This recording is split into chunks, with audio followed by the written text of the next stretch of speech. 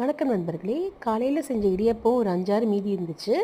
Night டின்னருக்கு இன்றைக்கி அதை வச்சு இடியப்ப சேவை தான் செய்ய போகிறோம். ஒரு பவுலில் தண்ணி எடுத்துக்கோங்க. இடியப்பத்தை ஜஸ்ட்டு ஒரு 2 செகண்ட் இப்படி முக்கி புழிஞ்சிருங்க. ரொம்ப நேரம் இருக்கக்கூடாது, ஊறிடும். ஒரு மாதிரி சொத சொதன்னு ஆயிரும். டக்குன்னு எடுத்துருங்க. இப்போ உதிர்த்திங்கன்னா நல்லா உதிரி உதிரியாக நல்லா வரும். எப்பயுமே இட்லி உப்புமா செய்யும்போது கூட மீதம் இருந்த இட்லியை ஒரே ஒரு செகண்ட் இந்த மாதிரி தண்ணியில் முக்கி உதிர்த்திங்கன்னா நல்லா குருணையாக உதிரி உதிரியாக வரும். அந்த உப்புமா இல்லைனா சேவையும் சாப்பிடும்போது ரொம்ப டேஸ்ட்டாக இருக்கும். கடாய் அடுப்பில் வச்சு சூடானதும் 1 டேபிள் ஸ்பூன் கடலெண்ணெய், 1 டீஸ்பூன் கடுகு சேர்த்து நல்லா பொரிய விடுங்க. கடுகு பொரிஞ்சதும் 4-5 கருவேப்பிலை இலை, 1 டீஸ்பூன் உளுந்து, 1.5 டீஸ்பூன் கடலைப்பருப்பு சேர்த்துக்கோங்க. கடலைப்பருப்பு உளுந்தம்பருப்பு நிறையா இருந்தால் தான் டேஸ்ட் நல்லாயிருக்கும்.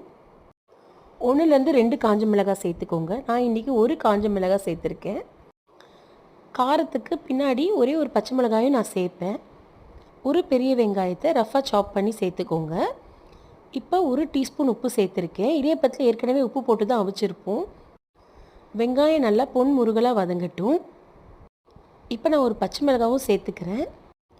குழந்தைங்களுக்குலாம் கொடுத்தீங்கன்னா இந்த பச்சை மிளகாய் ஸ்கிப் பண்ணிடுங்க. வெங்காயம் நல்லா வதங்கினதும் உதுத்து வச்சுருக்கிற இடியப்பத்தை சேர்த்து நல்லா கிளறிக்கோங்க. அடுப்பு மீடியம் ஃப்ளேமில் இருக்கட்டும்.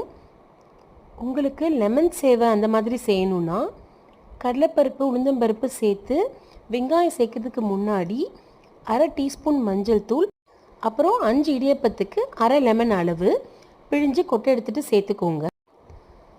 அதுக்கப்புறம் வெங்காயம் சேர்த்து வதக்கிட்டு இடியப்பம் போட்டு வதக்கிக்கோங்க. நீங்கள் இதில் வேணும்னா கேரட் பீன்ஸ்லாம் கூட சேர்த்து காய்கறி சேவை மாதிரி செய்யலாம். இடியப்பம் சேர்த்ததும் அப்பப்போ இந்த மாதிரி கரண்டி வச்சு நல்லா கொத்தி விடணும்.